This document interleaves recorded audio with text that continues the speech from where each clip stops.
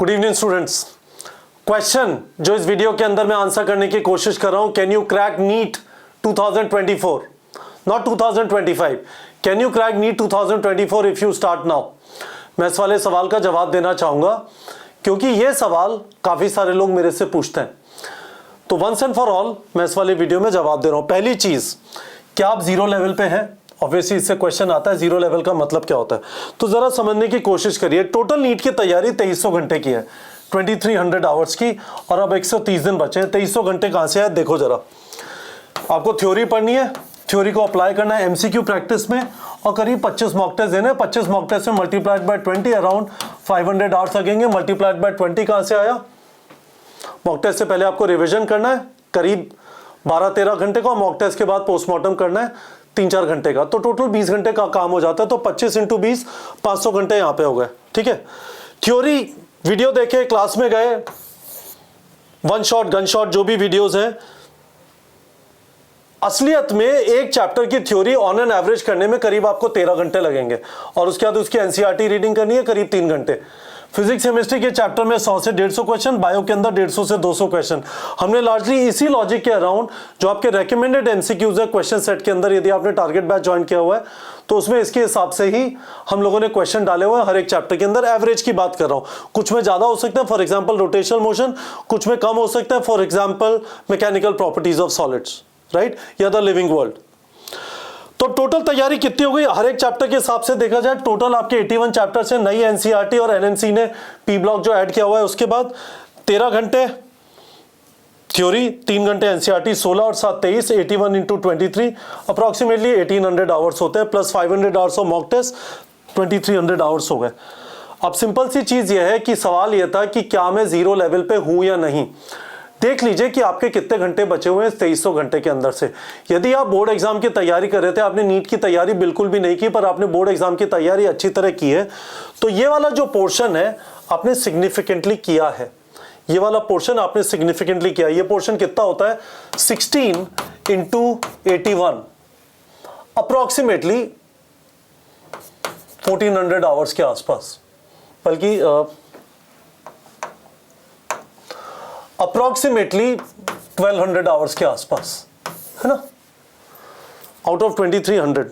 बचे हुए टाइम में क्या आप 1100 घंटे निकाल सकते हैं? शायद आप निकाल सकते हैं 1100 घंटे इन 130 days, around 10 hours a day. Yes, it's possible. आपने यदि तमीज से बोर्ड एग्जाम के लिए तैयारी की है, मैं आपको यह जरूर बता सकता हूं कि नीट एग्जाम बोर्ड एग्जाम से मुश्किल नहीं आ रहा है। ये देश की व्यथा है, पर रियलिटी आज की यह है कि नीट एग्जाम बोर्ड एग्जाम से मुश्किल नहीं आ रहा है। आपने बहुत अच्छे तरीके से अपनी एनसीईआरटी पढ़ी है, आपने एनसीईआरटी के पीछे के सवाल लगाए हैं, because you were focusing on board exam. अब से आप डेली करीब 8 से 9 घंटे की एमसीक्यू प्रैक्टिस करेंगे, so there is a fighting chance. पर यह भी नहीं किया, क्लास में भी मस्ती, कोचिंग में जाते थे, वहां पर भी पीछे बैठे थे, टाइम पास करते थे, गॉसिप करते थे, फोन चलाते थे, या फिर किसी लड़की को देख रहे होते थे, तो बहुत टफ है। तब आपको 2300 घंटे आपने सारा देखा, हाँ सर ये भी नहीं किया, ये नहीं किया, तो ये भी नहीं किया, ऑफ कोर्स टेस्ट देने की हिम्मत नहीं होगी उसके बाद। तो फिर यदि आप जीरो लेवल पे हैं और 2300 घंटे हैं और 130 दिन में, तो ये अप्रोक्सीमेटली 18-19 घंटे हर रोज का आता है, ये नहीं हो पाएगा। ठीक है, तो यदि आप बिल्कुल कुछ भी नहीं किया इन 2300 घंटों में से, तो मेरा आंसर है no, you can not crack NEET if you start now. But अब जो सिचुएशन आती है, तो ये तो स्पेशल है। ऐसे जो लोग हैं उन्होंने बहुत जबरदस्त कोशिश की है कि मैं तैयारी ना करूं, तो मैं आप लोगों को रेकमेंड करूंगा, इन सारे लोगों को जिनकी तैयारी बिल्कुल जीरो लेवल पे, मैंने डिफाइन कर दिया जीरो लेवल, कि आप जरा ये सोच लीजिए कि क्या रीजन है। हेल्थ इश्यू था, घर में कुछ प्रॉब्लम हो गई थी, समझ में आता है, अगले साल कर लीजिएगा, 1 साल में। कुंभ का मेला नहीं है कि 12 साल बाद होगा, है ना, जैसा डॉक्टर शर्मा कहते हैं। पर आपका मोटिवेशन है, बहुत जबरदस्त कुछ सिचुएशन हो गई, नहीं कर पाए, अगले साल कर लीजिएगा। ठीक है, अभी से तैयारी चालू कर दीजिए, पर डिसअपॉइंट मत होइएगा कि आपका 2024 में सिलेक्शन नहीं हुआ, क्योंकि तैयारी 2300 घंटे की, और दिन में आप 10 से 12 घंटे ही प्रोडक्टिवली पढ़ सकते हैं फोकस होके। ठीक है, यदि आप ऐसी सिचुएशन में है कि आपने सिग्निफिकेंट तैयारी कर ली है, सिग्निफिकेंट तैयारी का मतलब है मेरे हिसाब से आप इस तरह से सोच लीजिए कि तैयारी को ऐसे देख लीजिए, 2300 घंटे को ब्रेकअप कर देता हूं, है ना। 500 घंटे हमारा एमसीक्यू प्रैक्टिस है, सॉरी 500 घंटे हमारा मॉक टेस्ट है ना, करीब 700 घंटे एमसीक्यू प्रैक्टिस है,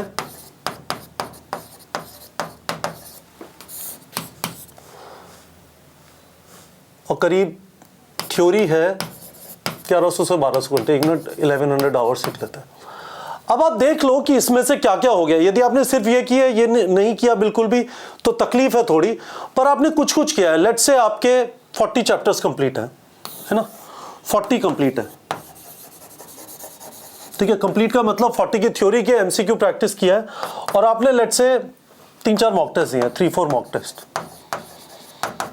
तो मैं आपको बता रहा हूं कि आप अपना हिसाब कैसे लगा सकते हैं कि आप बचे हुए टाइम में कर पाएंगे नहीं कर पाएंगे। 40 कंप्लीट का मतलब इसके हिसाब से चलेंगे तो 1100, 700, 1800 होता है, यहां पे करीब 900 घंटे हो गए, है ना।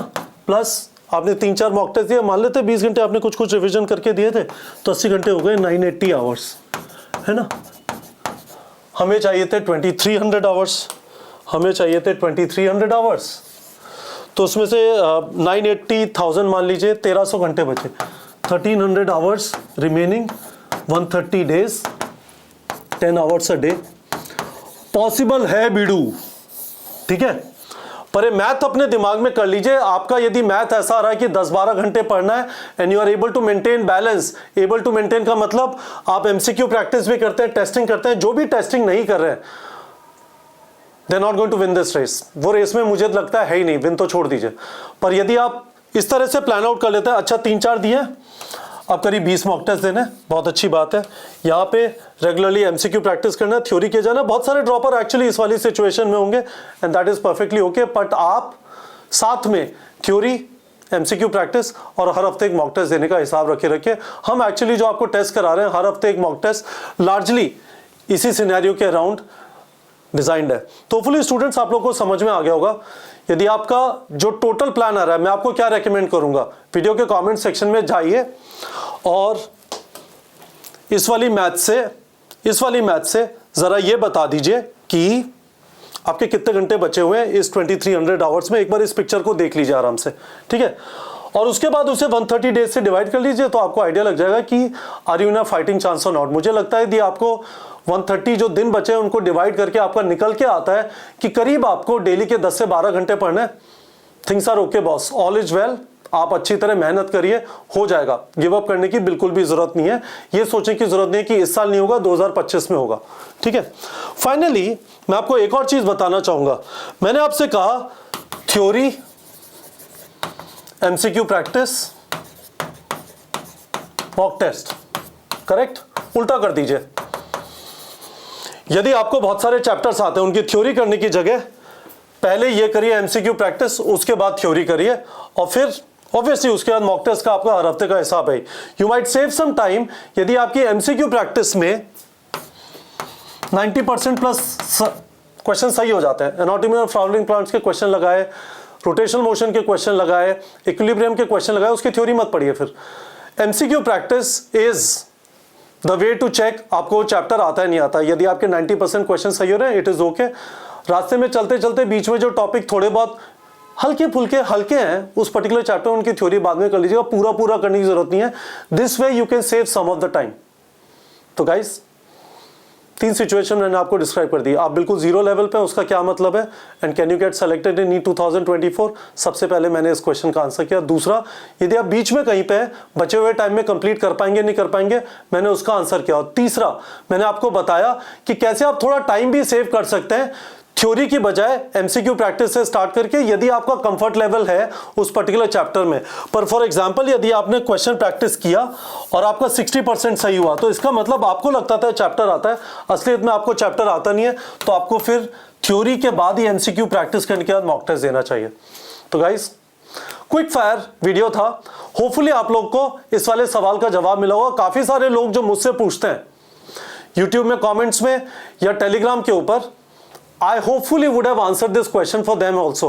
हमारी कोशिश इस वाले चैनल पे ये है कि हम आपको उल्टे सुल्टे तरीके, उल्टी सुल्टी ट्रिक्स, उल्टे सुल्टे शॉर्टकट्स ना बताएं, क्योंकि लाइफ शॉर्टकट नहीं होती और नीट एग्जाम की तैयारी भी शॉर्टकट नहीं है।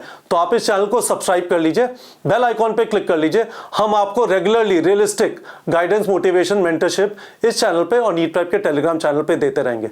ठीक है बच्चों।